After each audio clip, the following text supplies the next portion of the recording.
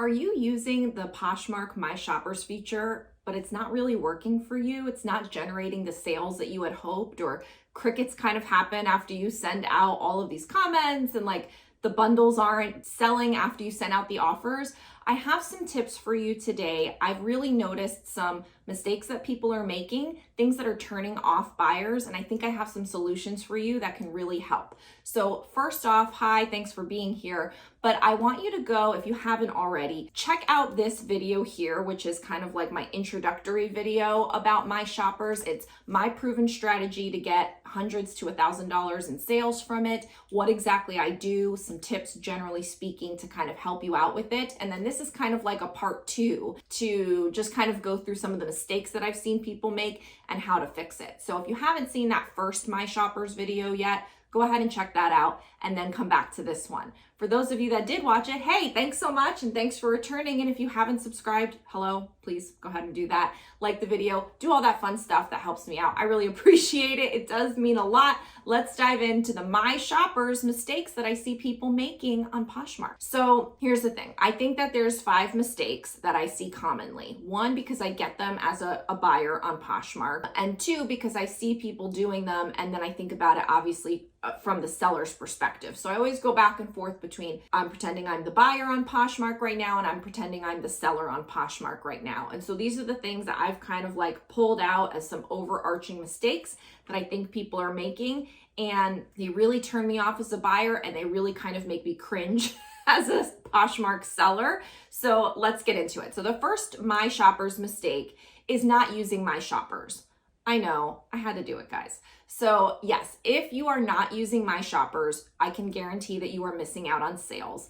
I use this feature sparingly, but regularly, to go ahead and get a couple of $100 in sales to usually $1,000 in sales from, I would say, the day that I do it to maybe the next day or 2 after. And I really find that when I'm using this after I've done a bunch of other stuff, which we'll talk about, it's the most effective. So if you've tried it in the past and it hasn't worked for you, go watch that original video that I did about my proven strategy of how to use the My Shoppers feature on Poshmark.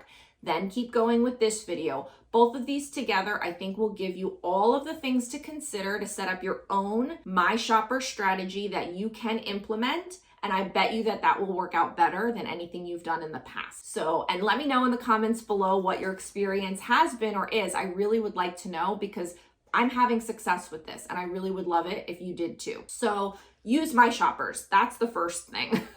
That's the first thing. The second mistake that I've noticed is overusing the My Shoppers feature on Poshmark. So right when you find a good thing, you think you can do more of it, but that's not always the case. Because again, it's not just you running a sale, it's you kind of going into the closet of someone else, whether you're adding the likes, whether you're sending the offer on the bundle, or whether you're sending a comment. You're now reaching through Poshmark to all of these potential shoppers and saying, hey, I have these items. You were here before. I want you to buy them. Now's a really good time to buy them. That's great if you do it nicely, if you do it sparingly, if you do it the right way. But if you're one of those people out there that we've all seen that kind of really abuses this, and every 2 days they're sending you a crazy comment, or every 2 days they're in there styling you, it gets really annoying. And so I think that you can totally overdo it. And I think that there's kind of like a law of diminishing returns where you've overdone it and now you're losing followers, you're losing, people that are potentially going to shop in your closet, and you're wasting a lot of time and not really producing a lot of results with it. I think you can totally overdo it, and I don't think you should. So for me, I think not spamming and not doing so much with the styling part of it is one way to kind of figure that out, because you don't want to get blocked. And so for me, once a quarter is my favorite kind of frequency to use My Shoppers. I think there's probably a way that you could use it monthly, but I think anything more than monthly is just way too much. And you should pair this with other sales generating activities. And I talk a lot about that stuff here on this channel and on my Instagram and my tips. So I really hope that you follow along with everything that I have for you, because there's lots of ways to generate sales. This is only one of them. And so if you use everything together, you can do pretty good. So next up, My Shoppers mistake number 3 is not sending offer to likers first. So if you're not someone that's sending offer to likers regularly in some kind of system, that's a mistake. And I talk about this video often because it's like where I put all the nitty gritty of what I do for my offer to likers strategy. So I'm going to link that video here for you. If you haven't seen that, definitely go check that one out, because I think once you figure out your offer to likers strategy, now you can pair the My Shoppers strategy with it, but at the end. So you go through your offer to likers strategy first, let those offers expire, then you can jump in with the My Shoppers activity, and that will get you even more sales on top of what you already got from doing your offer to likers strategy. If you do this first, or instead of, you may be not getting as many sales as you could have, or you might be offering too deep of a discount too soon, and you'd be missing out on revenue and profit because somebody bought it at your 50% off sale instead of buying it at a 30% off offer to likers. I know, it's a lot of stuff. Might be too analytical for you. This is what I do. Like, I analyze all of these things and then share with you the best stuff that I can after I've tested it and proven what works. Because I'm like, I don't want to do all this work. I don't want to do all this stuff. So I figure it out, make a really good system, and then I just do that. And then I share it with you. And it's awesome. So I think that you should do your offer to likers strategy first, then go ahead and use your My Shoppers strategy. And if you are doing your offer to likers yourself, that's also another mistake in my book. I think you should have a Poshmark automation service. I use Posher VA. It's amazing for so many reasons. And so I have a 20% off discount code down in the description below. So please go ahead and check that out, because if you're sending the offer to likers by hand, that is also a mistake in my opinion. There's such a better way for you to use your time. Okay. So do your offer to likers, then do your My Shoppers. My Shoppers mistake number 4 is not sending a comment at all. Okay, so there are 3 steps to My Shoppers. I do go over all the nitty gritty in the prior video about this, but you can add likes to a bundle. You can send out a bundle offer, and you can send a comment, and you can do all 3 of those steps, or you can pick and choose those steps. I like just sending out a comment. To me, that's the most bang for your buck. But if you're doing the first 2 or one of them, adding likes to a bundle, sending a bundle offer, you are making a mistake, in my opinion, by not also sending a comment to go with it. I think it's just not as effective when you send the likes, when you do the likes to bundle or the bundle offer, as when you pair it with a comment. I think there's a couple reasons for this. I've kind of tested out all of them, and I just feel like you can get a lot more activities generated to more shoppers when you have a comment than when you just do the first 2. Because people might not have a current like in your thing. You might have relisted and knocked out a like. If you don't do the bundle step, you'd be missing out. Like, I just feel like if you're only doing the bundle part or only doing the likes part, you're not reaching as many people as if you also send the comment or only send the comment. And that's why I only send the comment, because you can clear the likes when you relist. I just wanted to make sure I didn't leave anything out. If you send a comment, it does go to all shoppers who have past activity with your closet, so the comment can bring them back when likes or a bundle won't. So there's that. My Shoppers mistake number 5 is your comment is too confusing, too long, and then so many other things that are negative, because I get so many comments because I go and shop and I source on Poshmark, and I'm always out there buying, liking, bundle, like I'm doing it, and I just see so much stuff out there that turns me off as a buyer. It's the worst. It is the worst. People be crazy out there in those interwebs. Like, it's nuts. They send these comments, first of all, way too much. Second of all, way too long. Third of all, unprofessional. Fourth of all, confusing. So there's just so many things that I see going wrong with these comments that people send out when they're using the My Shoppers feature. And so I want to highlight a few of them. First of all, when it's to any of those things, unprofessional, confusing, long, whatever, it is not enticing to me as a buyer. It turns me off. And most of the time I'm blocking this person or I'm unfollowing them because I don't want to deal with that kind of crazy on the interwebs anymore. For me, life is too short. As a reseller on Poshmark online, we deal with so much kooky stuff out there in the interwebs that like once I see somebody send me a crazy comment, they're dead to me. I just can't handle it.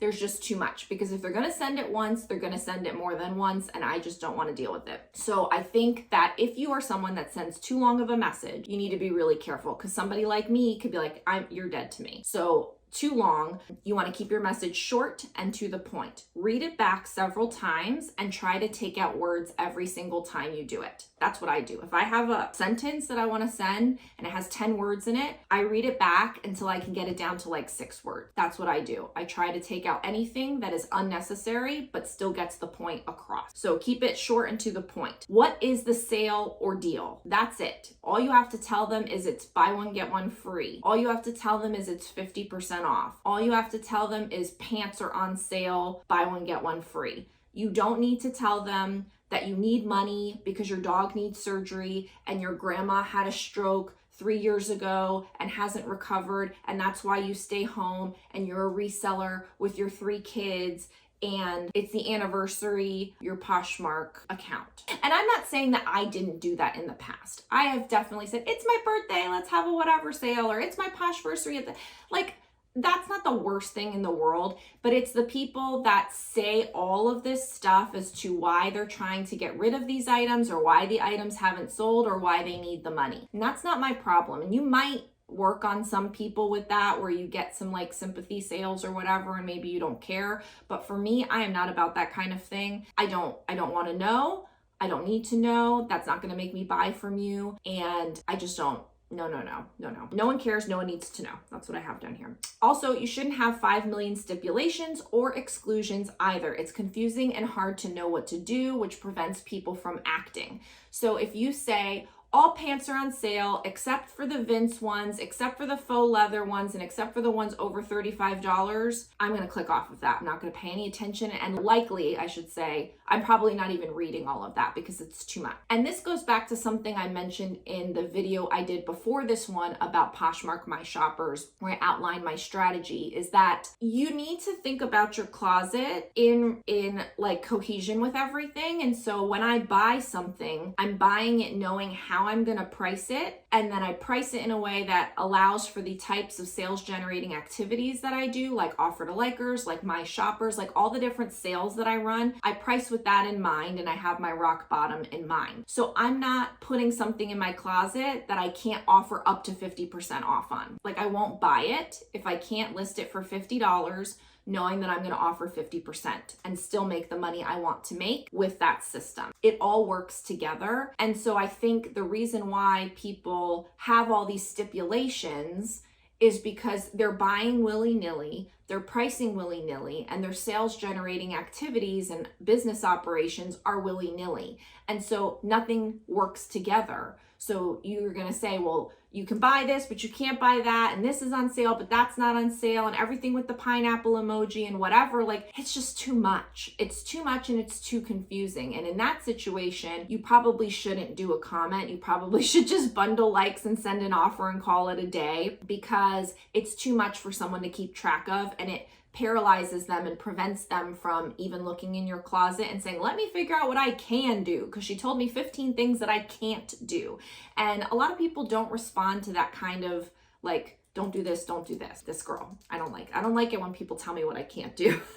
So to me, that just turns me completely off. I might be the only one on the planet, but I'm probably not. So take that, and decide if you want to act on it. So I just think that you shouldn't have confusing stipulations. Also, if you aren't offering a very specific and clear sale, then you can't expect that anyone is going to take advantage. So again, just another way to say what I just said. I think that the more specific and clear your sale is, gives them more reasons that they can act and can buy and can find something, versus telling them all the things that they can't do, which makes me go, I don't really know anymore. I'm not going to bother. So those were, the tips. I'll just real quick say, My Shoppers mistake number 1 is not using My Shoppers.